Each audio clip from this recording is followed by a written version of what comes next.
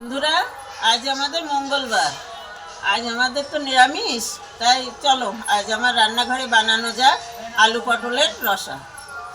আলু পটলের রসা বানানোর জন্য প্রথমে আলু পটলটাকে কেটে নিয়েছি। আর এইদিকে দেখো আমি সমস্ত উপকরণ তৈরি করে নিয়ে মিক্সির মধ্যে আদা, জিরে, একটু টমেটো আর কাঁচা পাকা লঙ্কা পেস্ট করে নেবো। কড়াইতে তেল দিয়ে দিয়েছি, তেলটা গরম হয়ে গেলে ওর মধ্যে আমি কেটে রাখা আলুগুলো দিয়ে দিয়েছি। তো আলুগুলো যখন আমার একটু ভাজা হয়েছে তার মধ্যে একটু লবণ হলুদ দিয়ে ভালো করে লাল লাল করে ভেজে একটা পাত্রে তুলে নিয়েছি। ওই তেলের মধ্যেই কেটে রাখা পটলগুলো ভেজেও অন্য পাত্রে তুলে নিলাম।